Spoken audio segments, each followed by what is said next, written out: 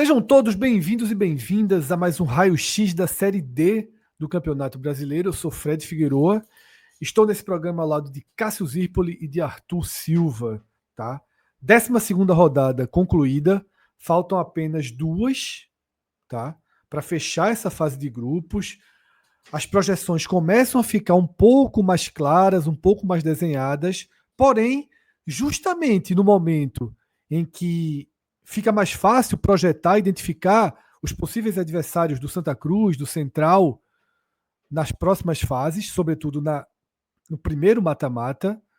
Ao mesmo tempo em que essas definições vão ficando mais claras, dentro do grupo, a situação mudou. Já não dá mais para cravar, por exemplo, que o Santa será o primeiro colocado, tá? Não apenas pelo que aconteceu na 12ª rodada, mas pelo que vem acontecendo nas últimas partidas. E os times começam a apresentar oscilações, variações. A gente vai debater aqui hoje com foco sempre, obviamente, no Santa Cruz, que é um clube que a gente acompanha mais de perto. Mas atendendo a pedidos, Cássio, da torcida do Central, tá? Hoje a gente também vai colocar uma lupa nessa campanha que o Central vem fazendo, até porque faz por merecer essa lupa, tá? É uma das melhores campanhas da competição inteira, pô. E tá aí na tela, Cássio. O Central, nesse momento, tá? Ele completa 7 jogos de invencibilidade, tá? 7 jogos sem perder, tendo tomado apenas um gol nessas 7 partidas. Eu acho que isso chama muito a atenção, tá? Tem a melhor defesa do campeonato, empatado com a Inter de Limeira, apenas 6 gols sofridos. E um último dado, Cássio, dessa boa característica defensiva do Central, é que o time só levou gol em 4 dos 12 jogos que entrou em campo.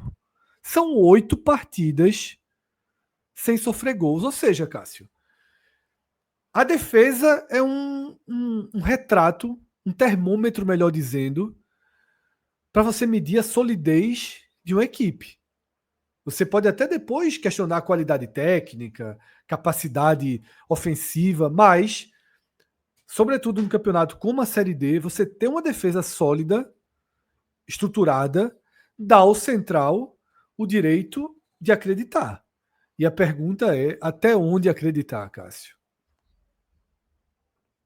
Fred, o Central faz uma campanha já histórica, assim, das que o Central costuma fazer na Série D. Essa é a 12ª vez que o Central joga a Série D, tá? A gente... Não é que o Central seja um dos clubes que mais participaram da competição, ele é o recordista da Série D. Não só em Pernambuco, mas no Brasil inteiro. Ninguém jogou mais do que o Central a Série D. E nunca subiu. Ele já passou de fase... tem até com certa... Costuma fazer essa é a 12ª vez e é a 6ª vez que ele passa da primeira fase. Ou seja, a cada duas campanhas, o Central, pelo menos ele vai para a segunda fase. A bronca é que no mata-mata, ele sempre cai no primeiro mata-mata. Eu vou falar da campanha, mas só dizendo o que acontece com o pós-Central. Os 5 mata-matas anteriores que o Central disputou, ele foi eliminado logo no primeiro confronto. E lembrando, você tem que, nessa edição atual, você tem que passar 3 mata-matas para subir. Se eu não me engano, no primeiro, lá em 2009, tem que passar em 2 mata-matas, porque a competição era menor. Mas, enfim, logo no primeiro confronto, na segunda fase, o Central foi eliminado nas 5 vezes que jogou. Perdeu para o Alecrim em 2009, era muito favorito. Depois o Alecrim de Natal, que na campeão potiguar desde os anos 80, até subiu e conseguiu o acesso naquele ano. Perdeu para o Botafogo em 2013, Botafogo que também subiu, tá? O Botafogo subiu como campeão, o Botafogo da Paraíba subiu em 2013.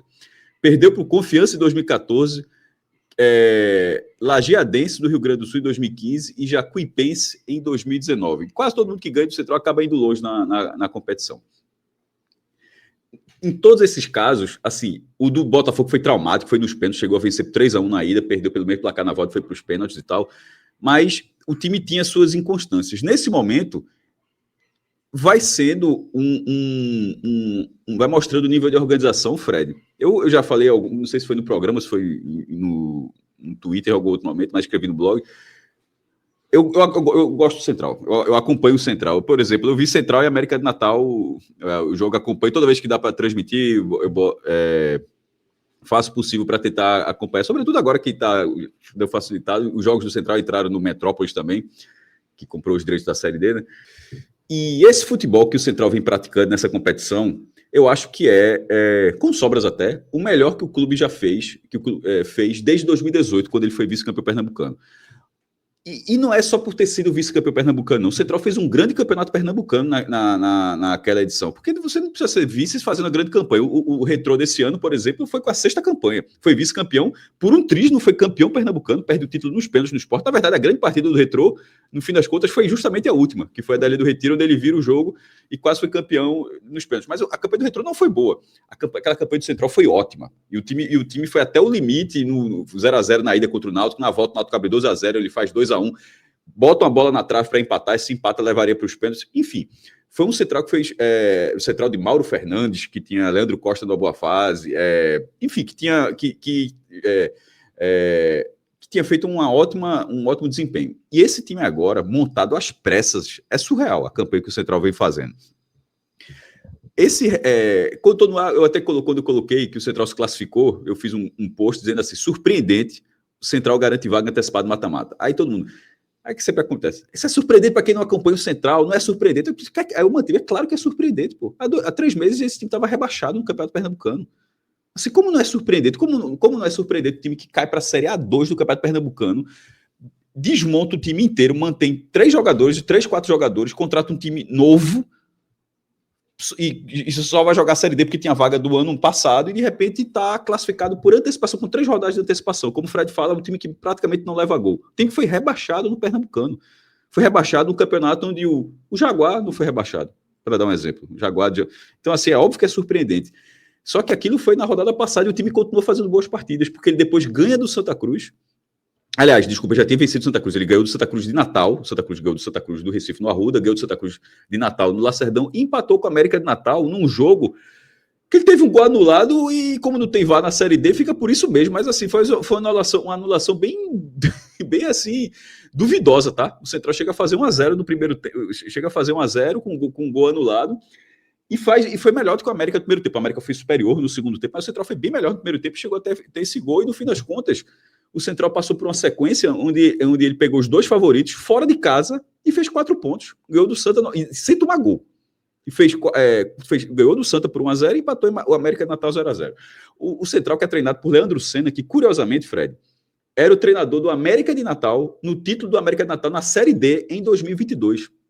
Então, assim, quando o Central anunciou Leandro Senna, foi antes, nessa passagem da Série A2 do Campeonato Pernambucano de 25 para a Série D de 2025, Série D do Brasileiro, o anúncio de Leandro Senna chamou a atenção. Disse, pô, não estava tão embaixo assim não, tá? Porque o Central estava embaixo naquele momento. O Leandro Senna não estava tão embaixo. Então, assim, o Central foi muito certeiro no nome. Assim, eu trouxe um nome que, para aquele momento do Central, era acima do que o Central parecia ser capaz de conseguir.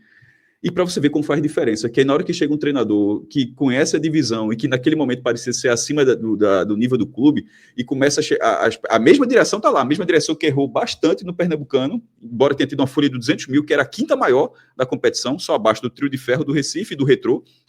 E o Retrô não é a 4ª não, tá? Eu só estou citando, o Retrô na verdade hoje em dia já é a 2ª maior folha do Pernambucano, pelo menos foi assim nesse ano. E o Central era a 5ª. E mesmo assim o time foi rebaixado no campeonato estadual. Aí a montagem do time ela foi muito certeira porque ela manteve 2 peças que, apesar do rebaixamento, tinham feito destaque. O goleiro Milton Rafael, que na minha opinião, é o melhor jogador do Central na competição. É goleiro que dá ponto, é goleiro que vem dando ponto para o Central. E Lazzarini, o zagueiro do Central, a dupla de zaga com Ítalo e Lazzarini é muito boa. E o Central, mesmo no jogo contra o Santos chegou a perder 2 zagueiros expulsos no jogo contra o Horizonte, e mesmo assim a defesa se comportou bem naquele jogo contra o Santa Cruz no Arruda. Claro que o Santa teve suas chances, mas a defesa do Central de forma se comportou bem. Como eu já tinha dito na análise daquele jogo, o ataque ainda não me agrada tanto, não. A aposta do Central em Rafael Macena talvez tenha sido a aposta mais mais arriscada que o Central fez porque a ultrapassagem de Rafael Massana que no Pernambuco foi no Santa ele foi muito mal no Santa, assim, muito mal, a ponto de como é que o Central está apostando zagueiro. A direção do Central tinha conhecimento, tipo, Leandro Centro pode até dizer, eu quero jogador, mas a direção do Central poderia dizer, eu vi esse cara jogando aqui recentemente e assim, foi muito abaixo. E detalhe, jogando nesse nível. E não jogando é que ele estava jogando, sei lá, o Santa de 2018 na Série C ou o Santa não, de é na D. na B, que é outro nível. Foi na D mesmo recentemente, 3 anos atrás. E jogou mal contra o Santa de Natal e no último jogo. Então, assim, eu acho que ele vem destoando, assim. É forte, jogador forte, mas vem destoando. Jô Santos já faz alguma coisa. Juan também, de novo, na ponta. Aí o Central, durante essa campanha, na hora que a campanha foi crescendo, trouxe Didira, um jogador veterano. Não é titular, mas até porque o meio do Central, titular é outro.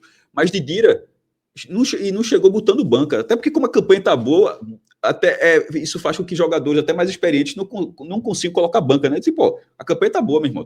A gente tá trazendo você para reforçar, não é você para dar jeito nesse time, não. E até isso, e Didira entendeu. E Didira vem sendo uma peça útil sem precisar ser, pelo nome que ele tem no futebol do Nordeste, nesses clubes, de ser um titular. Então, o papel que o Central vem desempenhando nessa Série D até aqui, o papel defensivo é muito bom. Desde as primeiras partidas, acho que isso já chamava a atenção, que defensivamente estava bem. Ofensivamente ele foi melhorando, mas acho que está um pouco aquém. Mas essa performance que Fred trouxe, do número de gols sofridos, primeiro, é a melhor defesa do grupo, e quase não toma gol nesses últimos jogos. Do campeonato, quem vem assistir, do grupo do campeonato. Tá? Junto com o Inter de Limeira. Somente, do campeonato de 64 times. E nesse recorte que a gente está vendo na tela, não foi um acaso esses números. Claro que, para tanto assim, chama atenção. Mas o comportamento do time é muito regular na defesa. Tomara que se mantenha no mata-mata. Falta pouco, o Central se classificou e poderia ter baixado a guarda contra o América de Natal. Não aconteceu. Inclusive, não aconteceu, sobretudo, porque o Central foi para Natal, para a Arena das Dunas, olhou a tabela. É impressionante, a gente faz o raio-x da D, da C, da B e da A, e de vez em quando a gente bate uma tecla, Fred, que parece que o cara não olhou a tabela. A gente fala de alguns times, parece que o time não olhou a tabela. O cara forçou o cartão amarelo para um jogo justamente que era mais pontuável, não trouxe um reforço para um jogo, mas traz para o outro, que é muito mais difícil, e não para aquele que você poderia lhe ajudar. O Central olhou a tabela, o Central olhou e disse, esse jogo do América Natal, apesar do Central já estar classificado, esse jogo é o jogo-chave da gente até o final do turno. Porque se empata esse jogo, encaminha uma grande possibilidade de ter o mando de campo no jogo de volta da segunda fase. E foi o que aconteceu. E foi exatamente isso que aconteceu. Então, esse empate que o Central conseguiu conquistar, inclusive a torcida do Central se fez presente lá na Arena das Dunas, viu? Saiu de Caruaru, Recife, pegou a estrada, foi bater lá em Natal, teve uma boa presença. Esse pontinho manteve o Central em segundo lugar, empatado com o Santa, mas independente de ser primeiro ou segundo, manteve o time com 3 pontos de vantagem sobre o América. Ou seja, se o Central fizer 4 dos 6 pontos, ele está matematicamente garantido como mandante no jogo de volta, pegando o terceiro, pelo menos o terceiro lugar do grupo A4, e isso é muito importante. Então, essa campanha do Central, Fred, finalizando aqui, ela é surpreendente, mas nesse momento, eu acho que todo mundo que já está acompanhando jogos do Central está vendo, esse time vai ser chato. Porque ele fez jogos contra equipes competitivas e se mostrou um time muito chato. Tem o seu contra-ataque rápido, mas defensivamente não são apenas números. Para quem está acompanhando os jogos, é performance também. Os resultados fora de casa contra Santa e América dão um peso a mais para o Central na hora dos mata-matas, né? Até porque as 2 derrotas do Central são justamente para esses clubes quando os jogos aconteceram, né? Victo fora de casa. Na parte de ida, o Central perdeu do Santa e do América de Natal em Caruaru, e aí dessa vez conseguiu uma vitória no Arruda e um empate na Arena das Dunas. E já naqueles 2 jogos, no início do trabalho, o time foi competitivo naqueles 2 jogos. Ele perdeu aquelas 2 partidas, mas tendo chance de empatar aqueles 2 jogos. Vendeu caro. E aí, eu faço a transição, Arthur, porque no Central a interrogação é até onde acreditar, né? Vai todo mundo ganhando confiança, o time vai respondendo bem, e aquilo que não se imaginava vai se materializando, até mesmo já projetando mata-matas. Daqui a pouco a gente vai passar por esse desenho. No Santa Cruz... Eu até faria, Fred, só para uma transição aqui, eu acho que vai funcionar bem. Eu me lembro que a gente falou no último raio-x, né, que o Santa ia para aquela decisão contra o América de Natal, que o Santa acaba empatando e mantendo a liderança. E a gente ali estava projetando um cenário de que o Santa corria grande risco de virar terceiro colocado. Se o Santa perde do América, cairia para terceiro, né? Sendo ultrapassado ali por Central e América. E naquele programa a gente falou, mesmo assim, eu ainda acho que o Santa, mesmo se ele perder do América e cair para terceiro, ele ainda é favorito a terminar como líder. Pela tabela que o Santa tem depois e a tabela complicada que o Central tem, porque o Central, por exemplo, tinha esse jogo contra o América de Natal na Arena das Dunas logo na sequência. Hoje, eu já acho que é muito plausível você dizer que o Central é favorito a terminar na liderança, porque o momento que a gente está vendo aqui na tela, acho que você vai passar sobre isso, ele é muito claro. É um Central que vem numa sequência muito forte, sendo invicto ali as 7 rodadas, conseguiu resultados positivos contra Santa Cruz e América, né, conseguindo não sofrer gol, sendo muito competitivo, enquanto é um Santa que está caindo muito de rendimento. Então, se a gente olha um gráfico, é um que está caindo, outro que está subindo. Se a tendência for mantida, e a gente sabe que no futebol o momento é muito importante, a ultrapassagem do Central está assim, desenhada para acontecer, né? E aí, Arthur, a pergunta, se para o Central é até onde acreditar, a pergunta para o Santa Cruz é até onde se preocupar. Tá? O Santa Cruz venceu apenas um jogo dos últimos 5, tá? Que foi a partida contra o Souza no Arruda, perdeu por 3-1 para o Ferroviário, perdeu no Arruda para o Central, empatou com a América de Natal num jogo de baixa intensidade, de baixa qualidade do Santa Cruz, e arrumou esse empate aí, ali no apagar das luzes, tá? Num pênalti marcado pelo árbitro, porque tudo caminhava para perder para o Santa Cruz de Natal em pleno Arruda, né? E paralelo a tudo isso, Arthur, você já pode trazer no seu comentário. Eu não sei até que ponto a gente pode dizer que essa cada vez mais estranha, né, guerra que o Santa vive relacionada à SAF, guerra interna sobretudo, tá? Eu não sei o quanto pode chegar dentro de campo. Chegou porque Galhardo até já se meteu nessa história. Que não deveria ter se metido, mas se meteu nessa história. Então mostra que pelo menos o jogador que veio para simbolizar o interesse de um grupo, esse jogador já foi para a linha de frente. E detalhe que, ainda que a gente perceba que a maioria da torcida do Santa, pelo menos nas nossas bolhas, é totalmente a favor da SAF, o cenário desses mesmos torcedores com Galhardo já não parece tão romance perfeito, né? Eu já tenho visto muitas críticas a Galhardo, inclusive até mesmo dessa postura dele ter saído para defender a SAF, ainda que os tricolores concordem com a causa, mas não com o jogador se meter nisso, né, Arthur? Fred, a situação do Santa, para mim, ela é bem preocupante. Tá? Eu até falei no último telecast, né, que a gente teve desse empate do Santa com o Santa de Natal, que a crise está instalada. Não dá para fugir disso. O Santa hoje, ele é líder, mas ele vive uma crise. Durante a transmissão, isso foi comentado e eu acho que é de fato uma realidade. Se a gente pega uma pessoa que não está acompanhando o campeonato, não está vendo a competição, eu dei até o exemplo, a pessoa está vendo lá Chelsea e PSG, terminou o jogo, o cara, vou ver aqui o que está passando agora nesse momento. Aí chega no jogo do Santa. Se o cara vê aquele partida, ele não acredita nunca que o Santa é líder da competição classificado para a próxima fase, porque a pressão. Ainda mais porque o cara sintonizou no segundo tempo. O jogo começou às 17 horas, né? O cara foi para o segundo tempo e o segundo tempo ainda estava perdendo a partida. De forma alguma ele vai pensar que o Santa está, vamos dizer assim, bem na competição em termos de colocação, né? Porque você vê um nervosismo em termos de cobrança da arquibancada e um nervosismo dentro de campo, sobretudo. O retrato para mim dessa partida do Santa contra o Santa Cruz de Natal, que eu vi muito torcedor falando de é questão de falta de vontade, os caras estão com má vontade, não estão pagando salário, isso está afetando. Para mim não foi isso de forma alguma, foi afobação. O que eu mais vi dentro de campo nessa partida do Santa foi a equipe tentando resolver o jogo a toda hora, a qualquer custo, numa afobação gigantesca, porque a pressão chegou. E a gente falou disso aqui nos últimos raios-x, né? Momento no futebol pesa muito.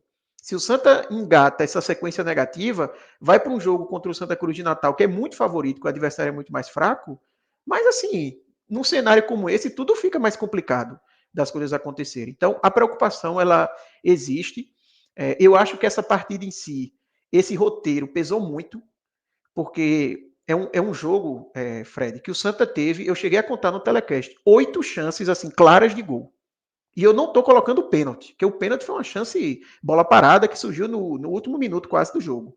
Em bola rolando, o Santa teve 8 chances assim, que você não entende como é que pelo menos 2 não entraram, sabe? Como pelo menos 2 oportunidades não foram aproveitadas. E tem uma chance no primeiro minuto, que é uma jogada assim muito boa que a equipe tem pela esquerda, Gabriel Galhardo finaliza na entrada da área, a bola vai para fora, e eu até pesei isso na avaliação do campinho, porque eu disse, aquele lance ali é de mudar a partida, porque se o Santa faz 1-0 com 1 minuto, tudo isso que a gente está comentando aqui provavelmente seria diferente, porque a vibe seria completamente diferente dentro do estádio, o elenco, a tranquilidade que a equipe teria e a intranquilidade que é jogar também para o adversário, que é um adversário muito limitado.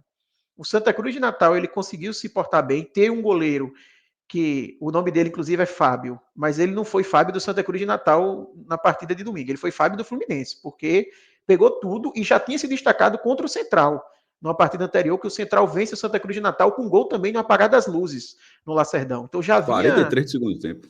Exatamente, já vinha chamando a atenção. E mais uma vez fechou o gol, mas assim, tirando isso, uma equipe muito limitada, sabe? Uma equipe que não conseguia ganhar duelos físicos, que errava muito passe, entregava a bola com facilidade para o Santa, e o Santa não conseguiu aproveitar. Então, é uma atuação para se preocupar muito, mas não só essa atuação, momento, né? Se a gente separa a campanha em primeiro turno e segundo turno, o segundo turno do Santa tem 33% de aproveitamento. É como se o Santa tivesse empatado todos os jogos. E para um efeito de comparação, o Santa na primeira fase, né, no primeiro turno da primeira fase, a gente sempre ficava olhando ali a classificação geral e o Santa na briga com asa para ser a melhor campanha. Então estava ali sempre primeira ou segunda melhor campanha do campeonato. 33,33%, se a gente olhar a classificação geral, é campanha da 50ª, é nível do 50º time nessa lista. Você vai ter campanha lá do Azures, essas equipes que estão ali entre a 49ª e 51ª posição. Mostra a queda vertiginosa que o Santa teve nessa segunda etapa da primeira fase. Você partiu de uma campanha que estava lá nas cabeças e que agora você está no nível de campanha de número 50, de uma competição com 64 clubes. Então você está lá na rabeira do campeonato. E não é por acaso. O Santa, de fato, tem jogado muito mal. Eu acho que algumas partidas têm algumas nuances. Você pode até dizer, contra o América, teve um pouco ali de estratégia, pensando numa final para segurar a primeira colocação, a equipe se retraiu muito, mas assim, nada tira a péssima atuação que a equipe teve. Contra o Ferroviário, perdeu muita chance ali no segundo tempo, mas mesmo assim uma partida ruim. E contra o Santa Cruz de Natal, eu vejo muitos torcedores falando que foi uma partida um pouco atípica, porque o cenário de pressão, de perder muitos gols em sequência, desperdiçar chances, acabou pareceu um pouco aquele jogo do Santa com o Tocantinópolis, quando o Santa foi eliminado, que a partida no Arruda o Santa perdeu um caminhão de gols e acabou sendo eliminado, então entra um pouco naquela história de não é um jogo que vai acontecer sempre.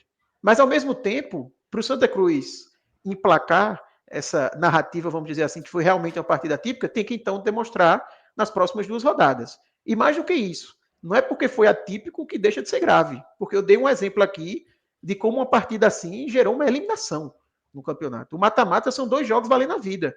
Se o Santa tem um jogo dentro de casa, por mais que ele tenha muitas chances e ele não aproveita, vai dar adeus à competição. E o Santa Cruz de Natal, por exemplo, mesmo sendo um time fraco, o Santa pegou ele 2 vezes e empatou as 2. Se fosse um mata-mata, ia para os pênaltis contra essa equipe. Tá? Então é um alerta também que a torcida tem que levar daqui para frente. E aí, Fred, entrando nos motivos, né, e respondendo a questão da guerra da SAF, futebol, eu sempre falo que futebol é muito fatorial. Dificilmente você vai explicar uma crise por um fator. Não, a lesão de Israel, por exemplo, o Santa está mal por causa disso. Claro que não é só por causa disso. Eu acho que esse é um dos fatores. Israel realmente vem fazendo muita falta, até porque os substitutos não estão entrando bem e porque Israel dava uma opção na ponta, que o Santa também está sofrendo para ter opções na ponta, principalmente pensando em segundo tempo. Mas é uma soma de fatores para mim. Você tem essa questão da lesão de Israel, como eu usei de exemplo. Você tem erros de Marcelo Cabo. Então eu já vejo muito questionamento ao trabalho de Marcelo Cabo nas redes sociais. Obviamente que ele não vai sair. Faltam 2 rodadas na primeira fase. O Santa não vai trocar de treinador, nem faltando 2 rodadas para o mata-mata, nem durante o mata-mata. Então, seja para o bem ou para o mal, o Santa vai até o final com o Marcelo Cabo. Mas você já vê questionamentos que não via tanto antes. E de fato, questionamentos justos. Porque ele vem errando muito em sequência, principalmente nas alterações e faltando dar oportunidade a alguns jogadores. Vou dar um exemplo aqui. Matheus Melo não teve nenhum minuto ainda nessa Série D, e não é por falta de necessidade. O Santa já teve momentos que precisava de algum jogador com as suas características e ele não entrou. Pilares do time caindo de rendimento. Você tem, por exemplo, Felipe Alves, que caiu de rendimento, que mesmo com algumas críticas na primeira parte ali do campeonato, mas vinha salvando muitas vezes o Santa. E agora, nessas últimas partidas, se tornou problema, né? Contra o Ferroviário, o Souza, contra o próprio Central. Então, a gente tem esse pilar caindo de rendimento, a gente tem o Matheus Vinícius caindo de rendimento, os dois pontas, né? Giovani, que era o principal jogador do Santa Cruz, há algumas partidas já não funciona, Thiaguinho também deixando a desejar, e a família Galhardo também caiu de rendimento. Tanto o Gabriel, que chegou sob certa desconfiança, mas veio demonstrando uma importância muito grande no time, caiu de rendimento nas últimas partidas, e Thiago Galhardo está muito mal nos últimos jogos, e é verdade o que você disse, que a gente começa a ver críticas mais contundentes com ele, porque é um cara que não está conseguindo participar do jogo. É bem verdade que ele não chega a ter tantas chances assim, cara a cara, com a bola recebendo a bola na melhor condição, é verdade. Mas muitas vezes ele está voltando para ajudar, algo que funcionava muito no passado e agora não está funcionando mais. Não consegue dar sequência. Então, tem tudo isso e tem um componente extra, que é essa guerra da SAF. É óbvio que o Santa não empatou com o Santa Cruz de Natal em 1-1 porque a torcida fez protesto de público zero e tinha só 8 mil pessoas. Não foi por causa disso que o Santa não venceu. Mas também não tenha dúvidas que tudo isso entra no caldeirão que gera a crise que afeta dentro de campo. Acho que nem precisa mais a gente discutir se isso afeta dentro de campo ou não, a partir do momento que tem um jogador que vai falar do assunto. Quando o jogador vai falar do assunto, seja que a gente concorde ou não com a opinião de Galhardo, ali está comprovado que a discussão acaba, né? A discussão está no vestiário. Está no vestiário, não tem como. Chegou dentro do vestiário. Talvez afetou mais alguns jogadores do que outros, talvez. Porque se a gente falou no começo do ano, Arthur, que alguns jogadores podem ter ido seduzidos pela SAF, de repente os caras estão vendo o negócio desandar e a sedução vai acabando um pouco também. Então, assim, eu acho que é natural. A gente falou no começo, aqui, parte da montagem do elenco do Santos teria isso. Com o próprio Galhardo, por exemplo. Um perfil já de SAF. Não é o perfil do Santa sem negociação de SAF. O goleiro também, Felipe. Eu só não cravo, Arthur, essa questão de tipo. É um assunto vivo no vestiário, porque Galhardo é um garoto propaganda da SAF. Tá? Então ele pode até ter sido. Os caras da SAF, Galhardo, estão precisando da tua ajuda aí, velho. Não basta só dentro de campo, não. Vá para o microfone, faça uma postagem, tente mostrar que os jogadores querem. E ele gastou uma ficha pessoal, uma ficha do elenco, tá? Representado ou não por ele, a gente não vai poder saber se é o sentimento do elenco, mas é o único jogador que veio a público sobre isso. Então é por isso que eu não vou cravar, Arthur, que é algo que os caras estão conversando ali entre um treino e outro, se preocupa, se os caras estão lendo nas redes sociais, se estão interessados em acompanhar. Galhardo é um pouco à parte nesse contexto. Então, é só a única ressalva que eu faço é essa. Mas, queira ou não, Galhardo é a parte. Uma reflexão interessante, Fred. Não tinha visto por esse lado, não. Eu publicamente vou dizer que você me levou a concordar com você. Achei uma reflexão interessante. Faz muito sentido isso que você está falando, mas eu ainda acho que impacta, sabe, Fred? Porque... Não, eu também acho que impacta. Isso não é um contexto só do Santa, ou só dessa questão da SAF. A gente sabe que impacta, Arthur, desculpa te incomodar. Impacta porque acabou o clima que existia nos jogos do Santa, aquele clima positivo. Exatamente. De celebração, o time com confiança, a torcida com o time. Existem as vaias pela oscilação do time, mas o cenário de impaciência como um todo, a irritabilidade, né? A questão de você ir para o jogo mais armado. Eu vi um vídeo hoje nas redes sociais de um torcedor achincalhando o Bartolomeu Bueno num bar na rua. Não sei se vocês viram esse vídeo. Eu vi hoje. Eu vi ontem. Eu vi ontem no final da noite. Pessoalmente? Pessoalmente. O cara numa mesa e parecia ter casais na mesa, tudo. O cara começa a achincalhar o cara no meio da rua. Todo mundo tá pensando que desembargador é apelido. Assim, eu não sei, assim, a turma tá um pouco... Tá ligado? Assim, eu acho muita maluquice. Primeiro, é um absurdo por fazer qualquer pessoa, absurdo com um idoso, uma pessoa de 71 anos, mas até a figura pública, até assim, não sei, velho, que... Não, e assim, é o clima que está instalado. Aquele vídeo, ele resume o clima que é os bastidores do Santa Cruz nesse momento, que é a relação da torcida com o clube. Então, assim, eu concordo muito com o seu atenuante, Fred, porque ele faz sentido. Aquilo ali pode ser um depoimento que só Galhardo do elenco faria. Nenhum outro jogador falaria nada próximo àquilo. Né? Então não dá para a gente dizer que aquilo reflete uma sensação do elenco como um todo, mas não tem como não impactar, porque é isso. Às vezes não é que o jogador está pesquisando sobre a SAF e está achando ruim ou está achando bom, sabe? E ele está se interessando sobre o assunto. Mas é porque esse clima ele chega dentro de campo pelo comportamento da torcida. Não tenha dúvidas que um Arruda com menos gente e com a galera mais impaciente, que isso não impacta no desempenho. É claro que impacta. Se o Santa talvez estivesse numa situação da SAF já aprovada, a gente poderia ter tido um roteiro parecido dentro de campo, com a torcida mais tranquila e apoiando os jogadores, e a gente teria menos afobação que a gente viu. Então, isso impacta também, não tenha dúvida. A gente já viu, o torcedor do Santa, ele sabe muito bem que isso acontece. O que até me surpreende um pouco não raciocinar o quanto isso pode ser prejudicial para a campanha.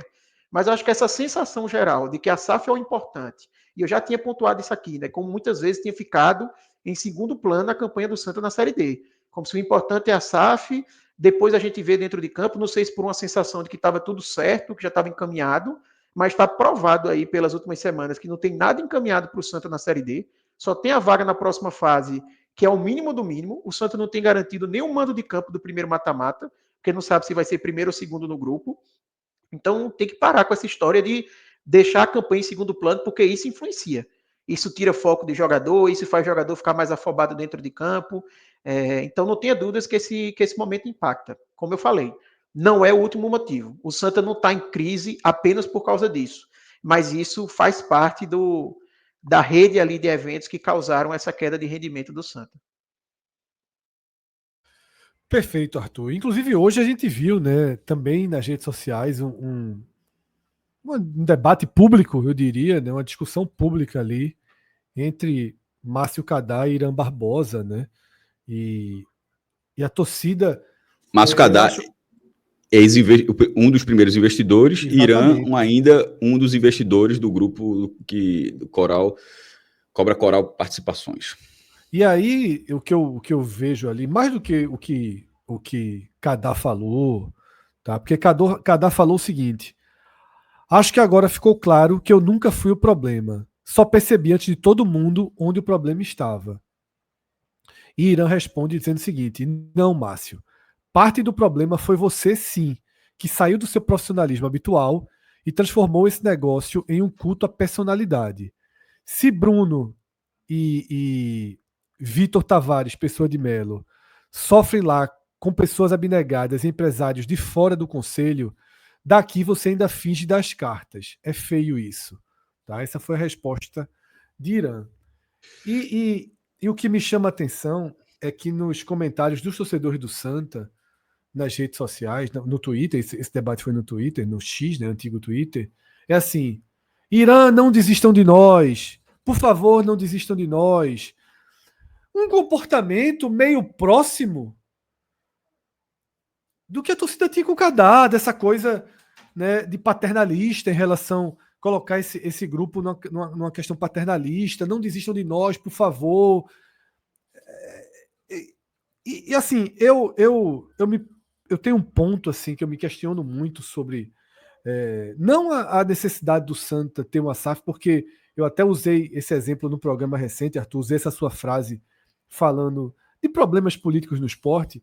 Eu falei o seguinte: teve algo que Arthur falou e os torcedores do Santa falam, que é o seguinte: nem importa muito quanto de dinheiro novo vai entrar. Eu só quero que politicamente saiam aquelas pessoas e você coloque nas mãos de outras, né? Claro que quando você falou essa frase não tinha questão do Arruda, as coisas ainda não eram tão esclarecidas. Mas, porra, a gente muito com temor de desagradar, de gerar aquela raiva do torcedor de Santa Cruz, a gente via ali, conversava nos bastidores, porra, que papel ridículo o Cadá fica fazendo, e mais ridículo ainda a torcida, painho, não sei o quê. E aí no fim das contas, era hoje exatamente isso, né? Que aquilo era um problema. Só que Irã é o personagem que deu aquela entrevista na rádio, tá? inflando, criando comparações para o projeto de SAF que também distanciam do cru, do frio, da verdade. E isso me preocupa, porque já começa a ter uma transferência, não que Irã fique fazendo a pataquada aqui, porque Kadar passou do ponto assim, numa escala... Mas, até porque agora começou essa guerra, o Santa Cruz escolheu muito a questão da propaganda no lugar da informação mais básica e mais fria. E assim, e aí vira torcida. Eu acho que o debate ele se perde um pouco nessa questão de inflar números, criar comparações. Aí Flamengo do Nordeste é o maior CT da região. São coisas assim que estão muito longe do que realmente é e do que realmente pode ser a SAF, sobretudo nos primeiros anos. Não vamos ficar aqui falando do que a SAF vai ser daqui a 15 anos. Vamos falar do que a SAF pode ser para tirar o Santa de onde está e deixar numa situação de dignidade, Arthur. Eu até não entrei muito nesse debate, Fred, por 2 pontos. Primeiro, porque, para não se tornar um programa aqui de 1h30, porque se a gente for entrar nessa questão da SAF, é muito pano para manga. Exatamente. E o segundo, porque qualquer coisa que a gente falar aqui tem uma enorme chance de, daqui para o programa, o torcedor está assistindo, já virar notícia velha. Porque está acontecendo numa sequência tão grande que, assim, ontem de noite, se a gente estivesse falando, eu ia ter um comentário. Se eu fizer ele agora, é outro comentário. Se for daqui a 6 horas, talvez seja outro comentário. A gente viu isso semana passada, né? Que a gente ia fazer e não fez por conta disso. As coisas mudaram e a gente se perdeu, né? É um cenário assim de caos total. E o que eu sempre. Eu vou focar aqui no que eu sempre falei. Eu acho que a comunicação é muito falha. Com todas as questões que depois foram rebatidas, etc. Mas eu acho que Bruno ter ido ontem dar uma entrevista, trazendo informação para a torcida, trazendo a parte dele, e hoje parece que ele deu outra entrevista, não vi ainda, mas eu acho que é importante. Esse debate tem que ser cada vez mais às claras, transparente com o torcedor, para a gente poder ter a informação realmente ela vindo, mesmo que seja vindo de 2 lados, cada um jogando com o seu interesse, mas o torcedor ter a informação completa para poder analisar, e para o debate ele não ser cerceado. Sabe? Eu acho que isso que não pode acontecer, de se vender uma ideia de que a gente não pode sequer falar sobre o assunto. E eu repito, possa ser que a gente fale sobre o assunto e não mude nada. No final seja um debate para no final chegar numa conclusão parecida com o que eu tive no último programa que a gente fez especial sobre a SAF, de que, não é o que eu queria não, mas é para vender porque a situação do Santa é essa e a gente tem que seguir. Talvez a conclusão seja essa. Mas o debate ele é importante porque pelo menos o torcedor vai ter chegado nessa conclusão de forma consciente, entendendo que é assim, assim, assado, é isso que está acontecendo e não uma ilusão que depois pode ser ruim para a própria SAF. Porque às vezes o torcedor cai numa ilusão de que o negócio vai fazer o Santa Cruz ter o maior CT da América Latina, só para dar um exemplo, aí depois o Santa Cruz tem um resultado positivo, porque o Santa Cruz não precisa ter o maior CT da América Latina para dizer que a SAF é um sucesso. Se o Santa Cruz chegar numa Série A, já é um sucesso a SAF. Pelo contexto que o clube está, já é um sucesso. Mas pode ser que tenha um torcedor que colocou na cabeça dele que o Santa vai virar top 5 do Brasil. Aí o time chega na Série A, é 16º, e o cara vai ficar dizendo, não foi um sucesso não, que era para ser top 5. Então, essa desmedida pode atrapalhar os próprios investidores, gerando depois uma pressão que não necessariamente deveria existir, porque não deveria ser essa a expectativa ou a ilusão do torcedor. Então, é um comentário aqui muito por cima, eu acho que tem muito mais coisa que a gente poderia falar, mas só dizendo assim que o torcedor também tem que tomar cuidado, tem que avaliar bem. Eu já falei isso no telecast também, entender que todo mundo tem seus interesses, sabe? O investidor, e é correto isso, ele não está errado, mas ele vai defender os interesses dele, obviamente, porque ele quer lucrar com a operação, ele não é torcedor do Santa Cruz, ele não ama o Santa Cruz, ele está investindo dinheiro. Obviamente, depois que ele entrar, ele quer o sucesso do Santa, porque vai ser o sucesso do negócio dele também. Mas agora, na hora da proposta, se ele puder fazer uma proposta que a garantia é 0 para o Santa, para ele melhor, ele vai ter mais liberdade, sabe? Então, entender que tem muito esse jogo, e eu acho que tem muita falha de todos os lados, em como a comunicação é feita, como a mensagem é passada, e infelizmente o torcedor fica nesse meio do caminho com a situação de desespero do Santa, que é difícil também você cobrar que o torcedor seja crítico no clube na situação que está, o torcedor se vê no desespero e tenta se agarrar a esperanças, e tendo informações ali vindo descasadas de todo lado, ele fica perdido no meio dessa história. Então o torcedor é que acaba se prejudicando nisso, mas torcedor, tente ter um pouco de calma, de analisar bem, e vou dizer o que eu falei no Raio X. SAF e campanha na Série D não devem andar em primeiro e segundo plano. Isso tudo tem que andar em primeiro plano.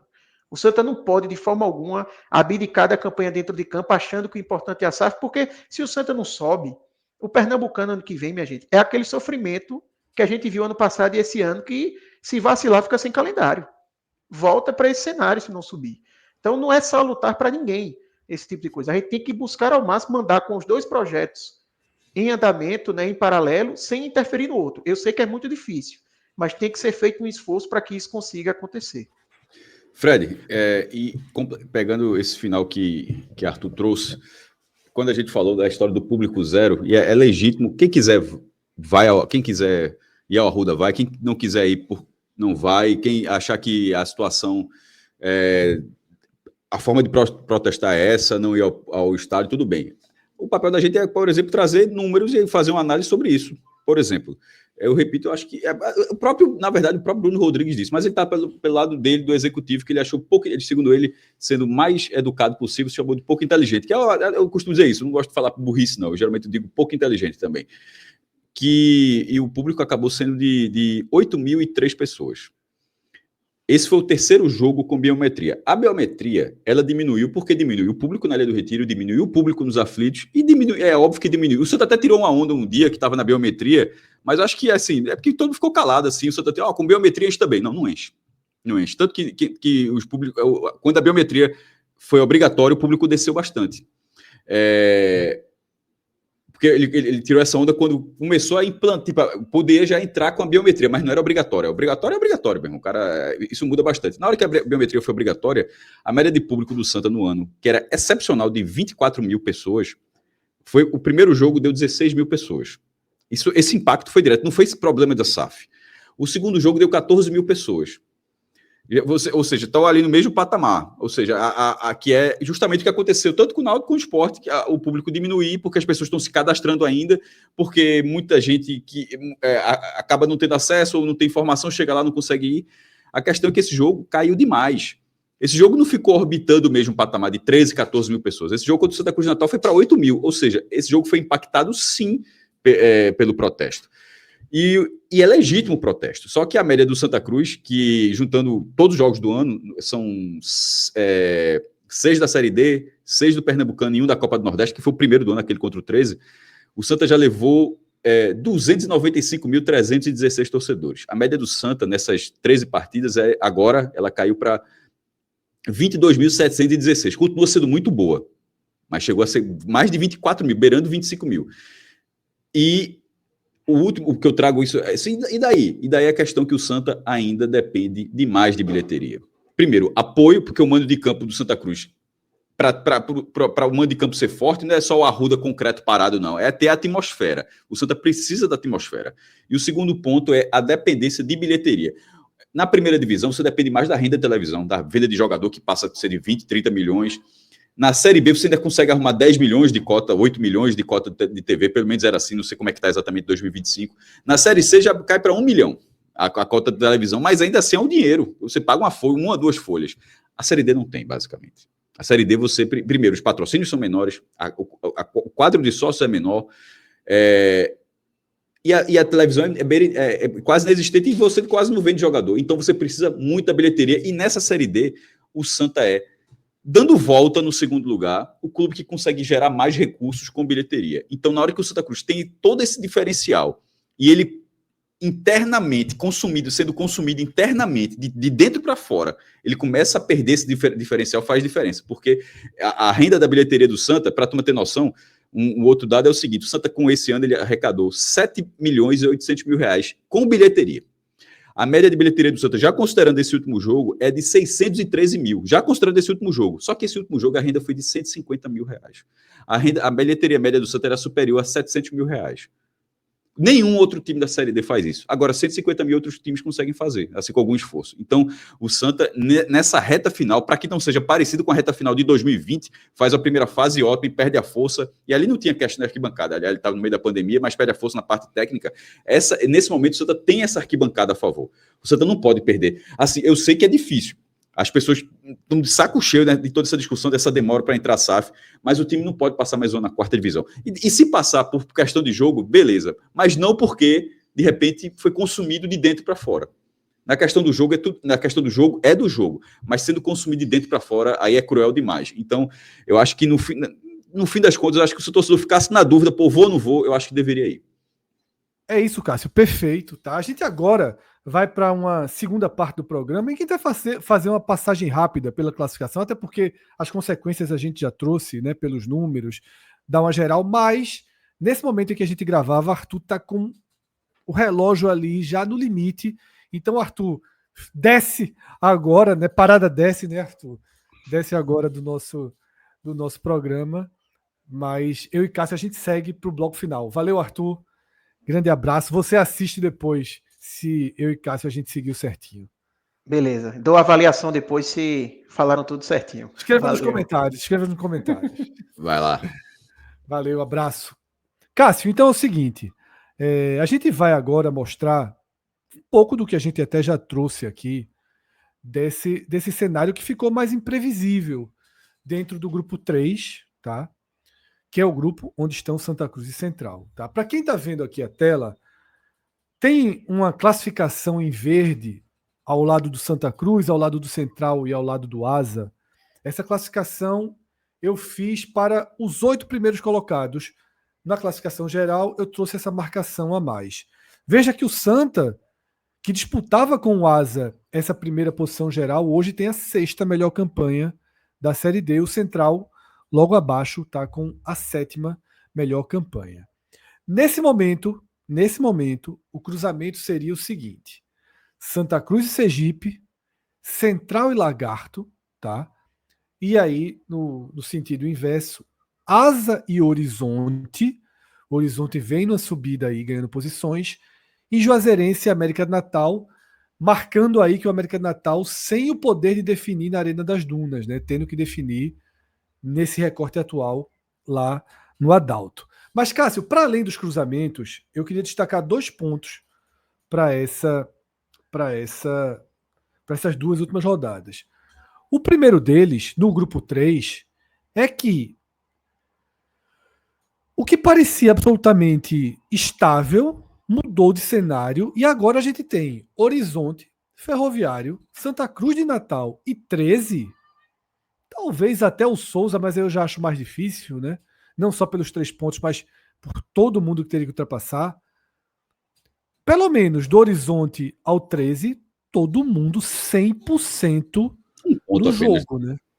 Todo mundo. E aí, Cássio, isso aumenta o grau de dificuldade para o Santa Cruz, para o Central, para o América, né? Os jogos não tem mais jogo ganho daqui para frente, já que está todo mundo envolvido nisso, né, Cássio? Talvez o Central tenha aí contra o Souza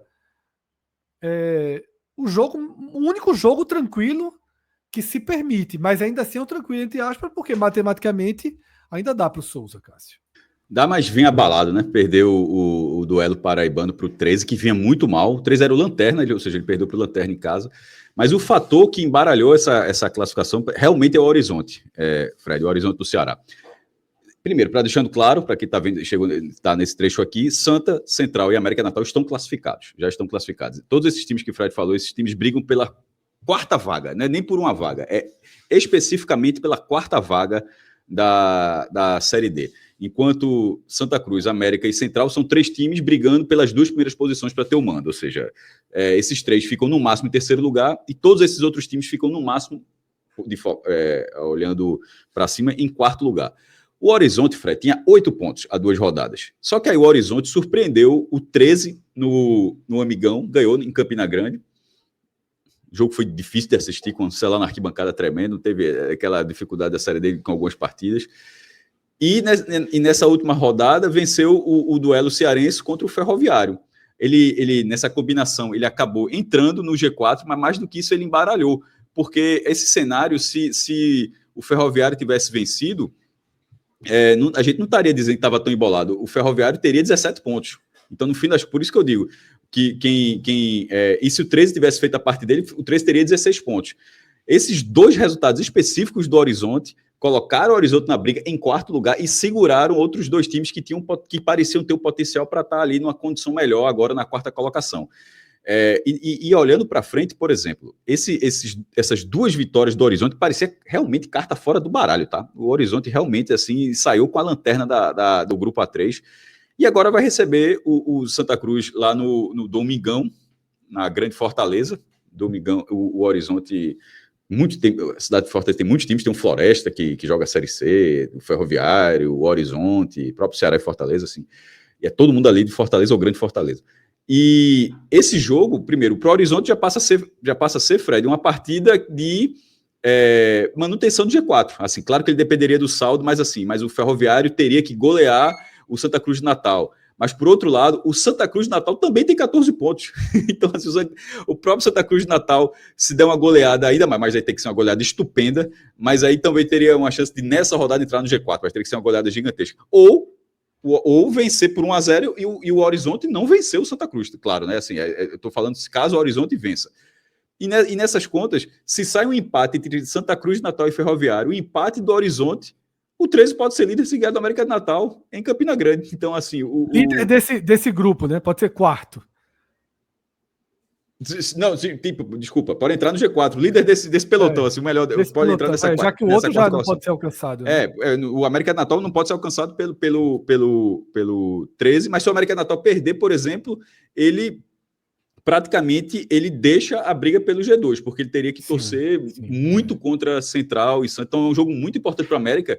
A próxima rodada é absurda. O América vem de 2 empates em 0-0 em casa. Empatou com o Santa e empatou com os 2 confrontos diretos, né? 2 confrontos diretos. Então isso faz com que esse grupo A3 ele está muito bem disputado ali, o G2, ou até a liderança, que é dividida nesse momento no saldo.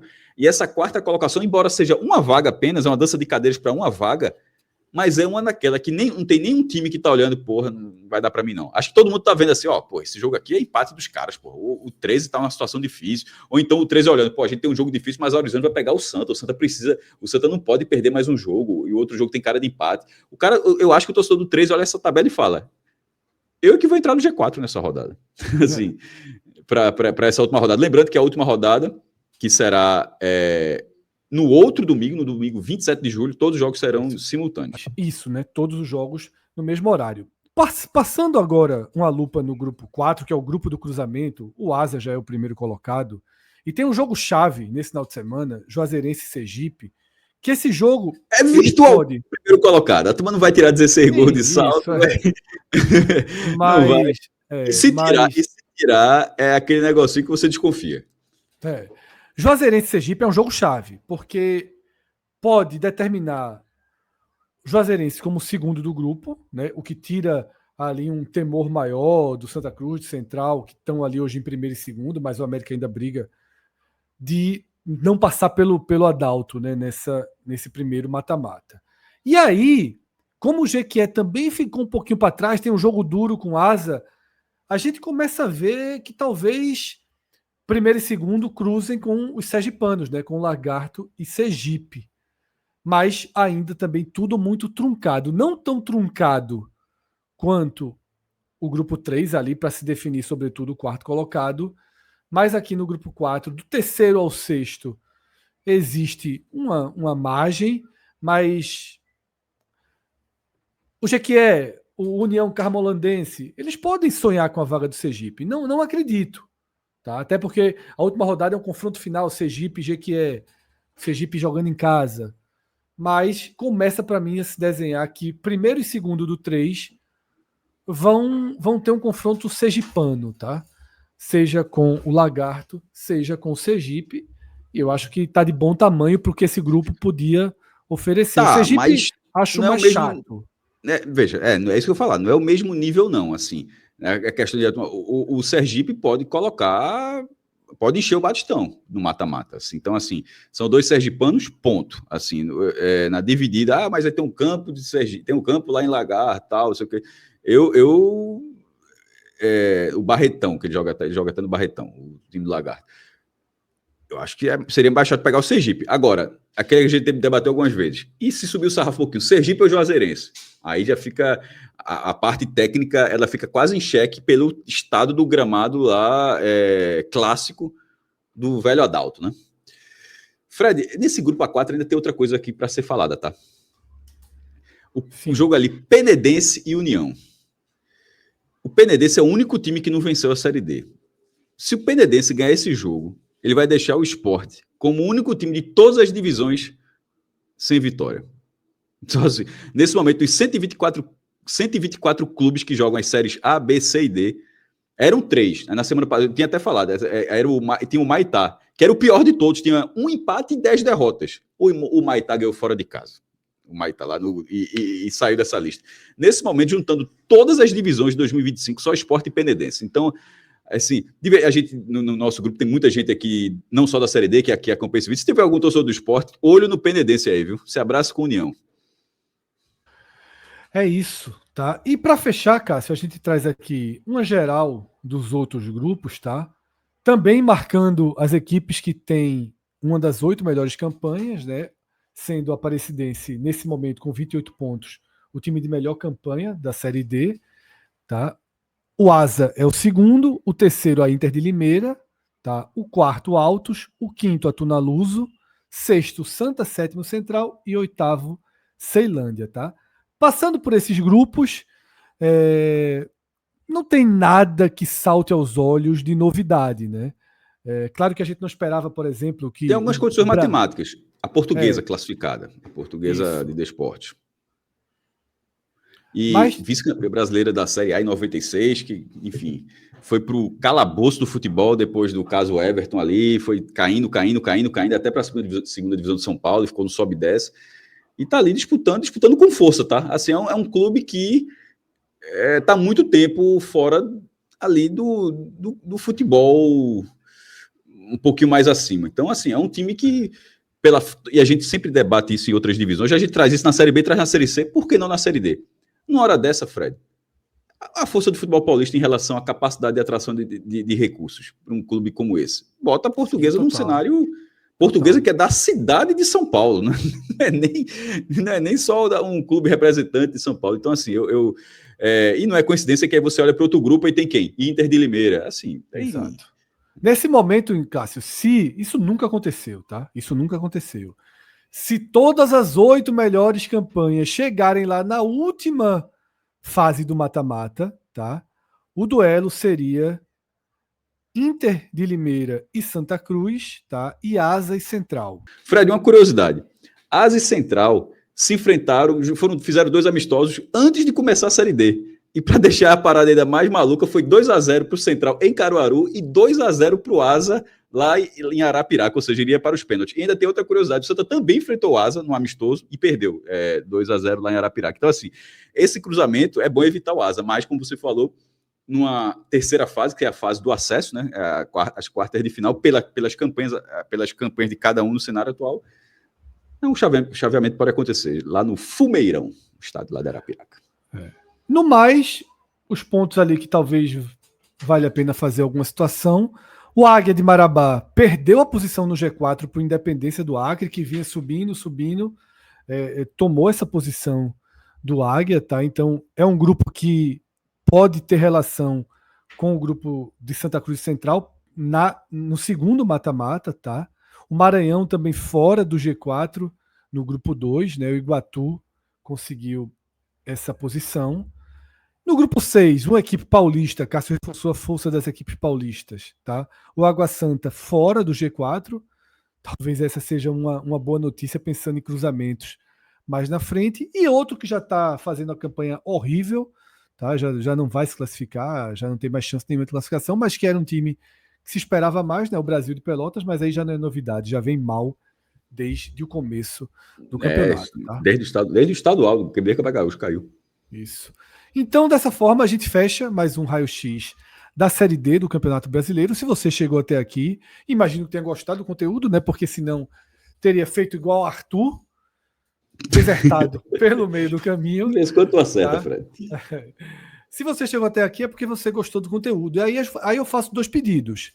Ou 3. O primeiro, curtir. Deixa a sua curtida, que é o básico ali, simplesinho. Se você ainda não fez, deixa a curtida, que é muito importante pra gente. O segundo, confere lá em cima se você está inscrito no nosso canal. Tá? Se não tiver, pode ter certeza que é um pequeno gesto para você, mas de uma resposta assim gigantesca para a gente. Precisamos muito que o algoritmo do YouTube consiga distribuir vídeos para cada vez mais pessoas. E só existe uma forma, que é orgânica. Na verdade, existem outras, né, que é pagando, colocando dinheiro. No nosso caso, a gente precisa de que a forma orgânica prevaleça, tá? De forma espontânea, que você curta, que você comente, que você seja inscrito no canal. Então, se puder dar essa força, a gente agradece muito. O terceiro pedido é, tem um grupo de WhatsApp, joga lá o link, galera, gostei desse vídeo aqui, tá? Compartilha, ajuda esse projeto que a gente criou tanto tempo atrás, focado no futebol do Nordeste, focado também nesse futebol fora do eixo, mergulhando em outras divisões, tá? Que raramente ganham alguma luz de visibilidade. Se você gostou, se você aprova essa nossa linha de trabalho, eu agradeço, tá? Seja pela curtida, seja pela indicação, seja por ser inscrito em nosso canal, tá? Dessa forma, a gente fecha mais um Raio-X da Série D. Nos encontramos em outros conteúdos ao vivo ou gravados aqui do 45 Minutos. Tchau, tchau.